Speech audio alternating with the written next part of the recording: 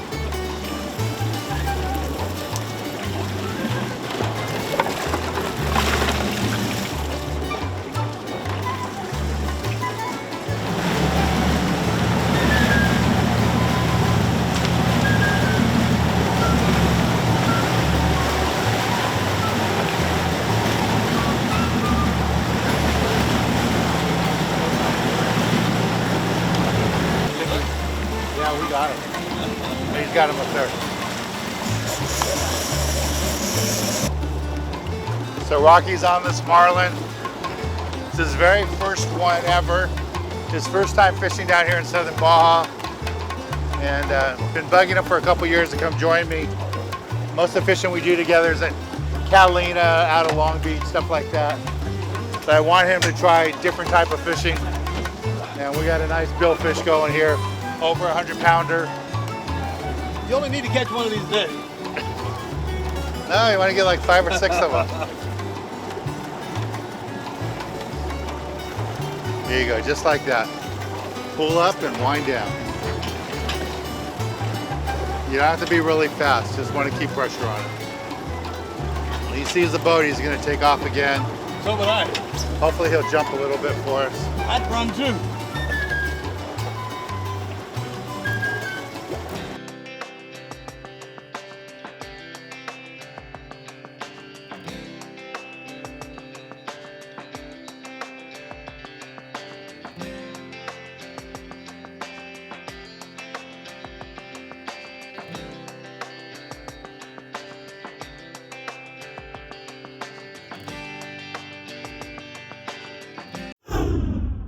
You're doing good. Just keep pressure on them. That's all you gotta do. Time to jump. Yeah, I think so. It's coming back to the surface. Still a ways out there.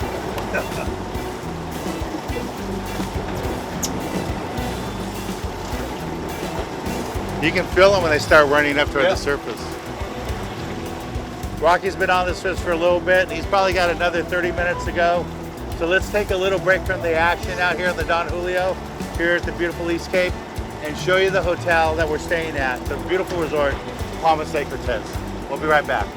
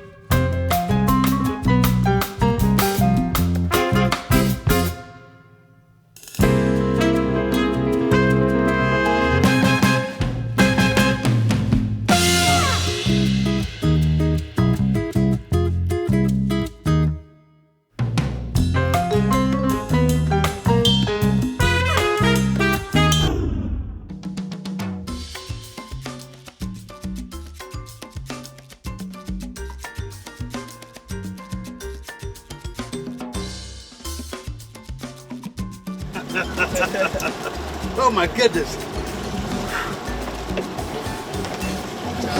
Congratulations. Thank you very much. And, we're gonna take a break, grab some Advil, and now we're gonna go to the tackle box and show you what we use to catch this fish. Just speaking of the tackle box, but I talked to you a little bit what we're doing in the East Cape. When you go to the East Cape, it can be intimidating because it's normally gear you're not used to using. Some of the fish here can be monster, hundreds of pounds. You know, my biggest blue marlin I ever caught is over 600 pounds, but occasionally they get them up to 1,000 pounds down here. So for fishing like that, you use really big reels, something like this, a big international, 100 pound, 130 pound test line, Spectra and mono on top is what people use. But my everyday reel down there is something more like this, a 50 pound rig. I have 100 pound Spectra on the bottom, 100 yards of 50 pound mono on top. With this, I can do everything in the East Cape. Fish along the beach for big rooster fish, 50, 100 pound rooster fish. I can use it for the big Dorado. And what I use these a lot for is dropping back on the marlin and the sailfish. When they come up behind the trolling lures, I take a live bait, toss it back, float it right back to them. We call that a drop back bait. And a reel like this is perfect for that. Just put it in gear once the fish picks it up and the battle's on. But this is a perfect kind of outfit. And like I said, if you don't have these rods and reels, don't panic because they're all provided for free on the boats here out of Palmas. Now for trolling for the marlin, you can use lots of different lures. And I know this looks monster sized to you, but it is kind of what we use for the big blues and as a teaser bait for the stripers. A big bait like this, it looks huge to you, but to a 500 pound marlin, it looks like a French fry. And then trolling for the tuna and the wahoo, we use lures like this, different models, different sizes, but something like this works out good.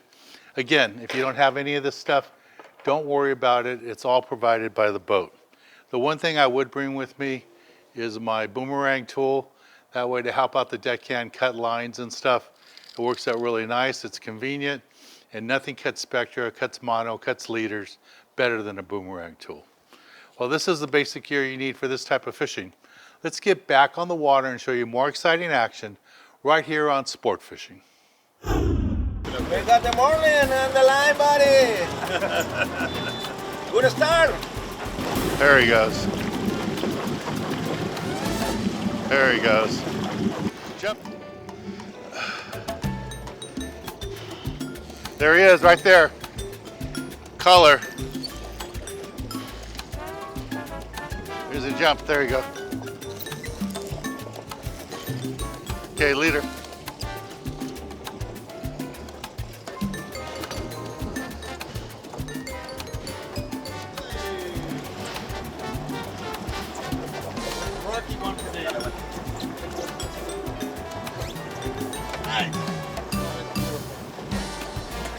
Beautiful marlin. Just got this guy. We're gonna let him go right now. Whew! Beautiful fish. What do you think, Rocky? Nicely done, Dan. Awesome. Amazing. That's incredible. Yeah, the crew did a great job here. John, Julio, Max handled the fish really good for us. Captain got us on that fish. beautiful, beautiful fish. Let's take a little break from the action here with the Don Julio. It's a big Dorado, Rocky. All right.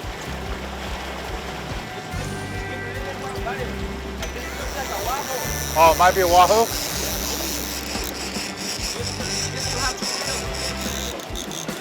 Yeah, it's a Wahoo. It's right here. Rocky's got a Wahoo. Wahoo!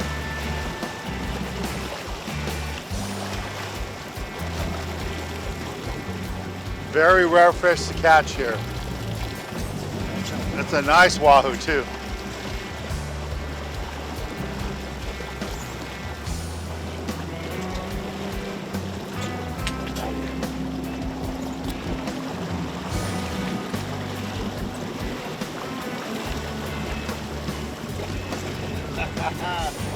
That's a big one. Rocky just caught this beautiful Wahoo. You know, you can come fish down here all your life and never catch a Wahoo, much less one this big. This fish is big. It's gonna go like 70 pounds. Beautiful, beautiful fish, Rocky. How'd it feel, buddy? Feel pretty good. Your first trip to Mexico, you get a Marlin, Marlin Wahoo. and Wahoo. Yes. Pretty awesome. I may have to come back, Dan. I'm just saying. Well, not to sound like a broken record, but Rocky's on another Marlin. Oh, go ahead and sound like a broken record. He's got another Marlin going. His first trip ever to Mexico, East Cape. I was trying to explain to him for years what it's like. And now Mr. Carroll is on it again. I had to come see for myself. Doing good. Keep that rod bent. Keep him coming to the boat. Captain's watching over you. Max is ready. We're all ready. When you feel the line coming up, let us know if he's going to jump. You're doing good. There's Rocky Carroll with his second Marlin ever. How's it feel, man? Feels pretty good. You're doing really good, really good. I got a lot of help. The captain here got us on the fish here on the Don Julio. Max is working the deck here, did a great job. Rocky's got this beautiful, beautiful Marlin. Just a great, great fish. This week in the galley, we're in my house here. It's a small kitchen, but I want to show you how to cook up a delicious, simple poke dish. So what I start off with is a pound of tuna. Have some tuna right here. I'm just gonna put it all into this clear bowl for you. Just cut it up in little cubes. And I'm using this mix that I got at Fisherman's, where they process your fish.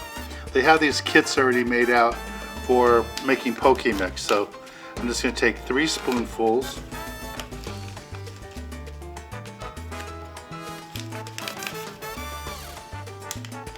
And it's a 1-to-1 between the sauce and the mix.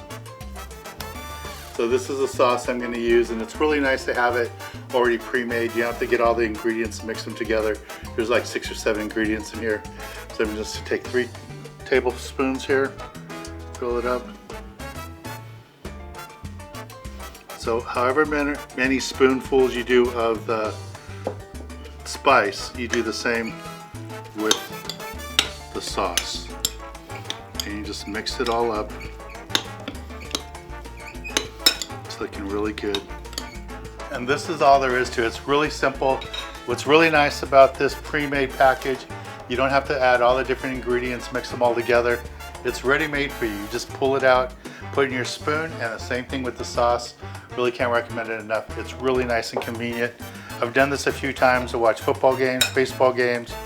And it's really nice when you come back from a tuna trip and you have that fresh fish, hasn't been frozen yet. This is perfect to do that way.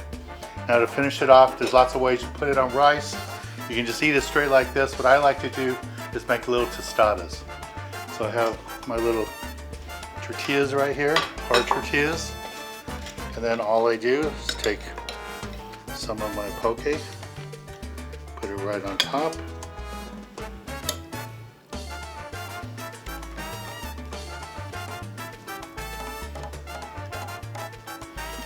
And that's basically it. You don't have to put too much fish on there. You can make different little tostadas out of it. And then just on top of it to finish it off, get some sesame seeds. And that's it. This is my poke tuna and little tostadas, and it is delicious.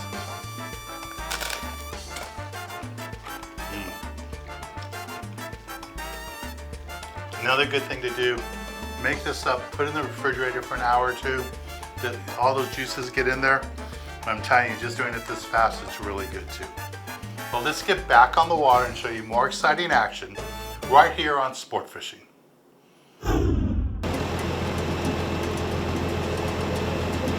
So we're gonna slow troll here, drift a little bit, throw some lures, and see if we can get something to come up and bite. Just to break it up from being offshore all day. There's a rooster right there, Rocky, under the birds. I'm so glad I met Dan. We met during the pandemic and we remained friends, so now hopefully this will be a part of my regular routine now, coming out to East Cape and spending some time out here.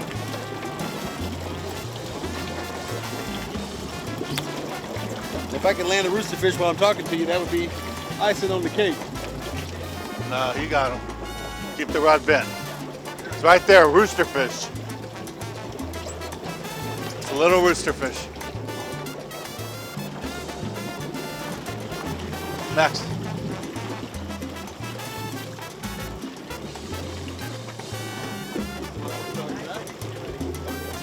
Nice and easy, bro. Take your time.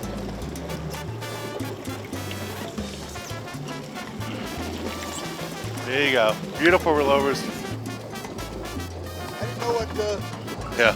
all four of you were telling me. Yeah.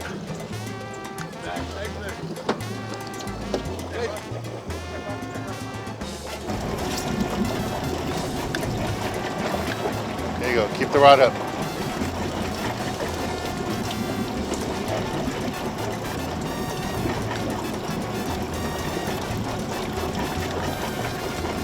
There you go. Nice. That's a jack, right? Yep. Good fish. Another species for you, Rocky. Good fish.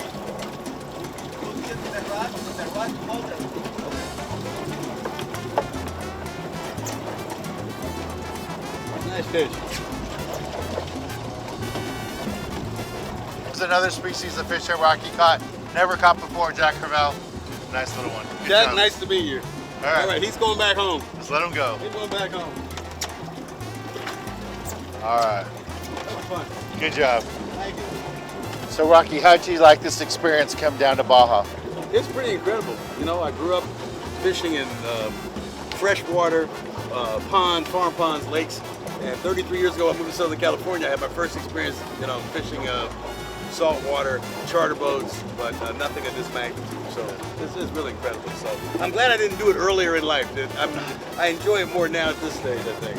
Yeah, I used to hear stories about you fishing on open party boats and stuff, and making that transition from party boats to private charters, and now doing your first Baja experience. I mean, I'm so grateful I got to be there when you caught your first Marlin, your first Wahoo, first rooster fish. Yeah. But you know what? I wouldn't trade those early days being on those city party boats, Right. because literally looking over other guys' shoulder, going, "Oh, that's how you do that, huh? What do you guys use when you catch? What do you do in the weather conditions for that?" Or just people saying, "Hey, dude, you're not doing it the right way. You're being on a boat with, you know, you're elbow to elbow with Right. 25, 30 other people." But those experiences, I think, had I not had those experiences, I wouldn't appreciate kind of where it is now. It's like, so, you know, I credit those early days being elbow to elbow on a boat going out to Catalina, but getting so much experience with guys who were just kind enough to say, "Let me show you how that works." Yeah. Yeah. Rocky and I got to meet during the pandemic. So he was chartering me, doing private charters. And for years I've been telling him, you gotta try Mexico, you gotta try Mexico. So finally our schedules aligned and we got to do this, and I'm glad we got to do that, man. I am too, man. And for me, you know, it's not just, I think for a lot of people, they don't understand. They're like, they ask you like, "So how many fish did you catch?" It's really not about volume, it's about quality. You know, if you can do things in life, you know, especially now at this, you know, like you always joke, this is my happy place. Yeah. And it's what I love to do, and it's an experience. You can buy things, you can have lots of stuff, lots of it, but for me, the experiences are a lifetime. so that's why I like to go fishing. He's a famous actor. You watch him on NCIS every week. You know, he's been on the show since the beginning, basically, over what, 25 years? I'm a newbie. I've only been there 17 years. 17 years. He's been there a long, long time. So it's neat to meet somebody from Hollywood or not Hollywood, but somebody like him who enjoys fishing so much. Such an honor to call him a friend and have him out with us. All right, we're gonna take a little break. We're gonna head in, and when we're all done, I'll give you a little tip of the week. Thanks, guys.